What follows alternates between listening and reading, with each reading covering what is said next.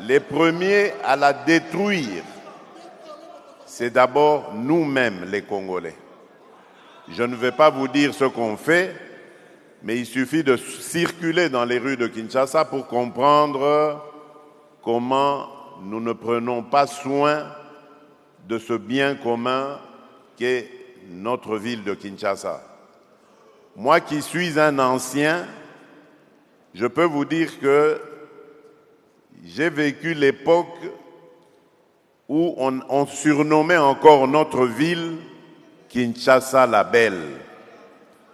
Et toute l'Afrique était d'accord avec ce surnom, Kinshasa la Belle. Cette ville attirait beaucoup d'étrangers. Autre exemple du manque de patriotisme, la corruption.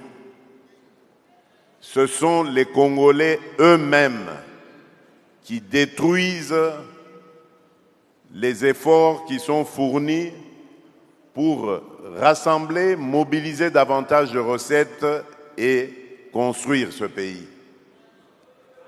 Vous trouverez la corruption dans tous les secteurs de la vie nationale. Or, la corruption est un cancer.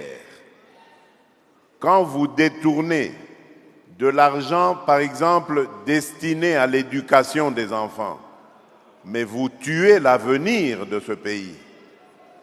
Quand vous détournez de l'argent destiné aux soins de santé des individus, mais vous mettez en péril tout un peuple qui peut, pour construire son pays, qui a besoin d'être en bonne santé.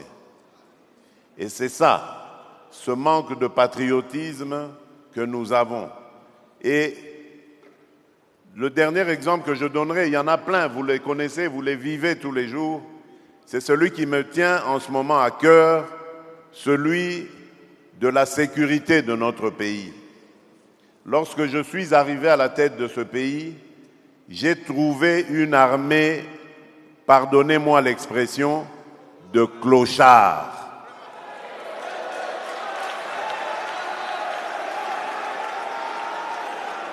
Je vous dis très sincèrement, j'avais une admiration sans faille pour nos militaires, mais les militaires de troupes, parce que ces gens, on les envoyait au combat sans ration, sans solde, sans munitions, sans encadrement, et on leur demandait de faire des miracles.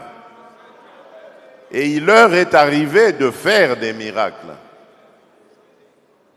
Voilà pourquoi, lorsque je suis arrivé, je me suis attaqué d'abord à l'heure sociale, en mettant le mieux possible, et je sais qu'il y a encore beaucoup de choses à faire de ce côté-là, mais en mettant le mieux possible à l'abri leurs enfants, leurs épouses, donc en bref leurs dépendants, pour que eux ne puissent se consacrer qu'à leur tâche qui est celle de la défense de la patrie.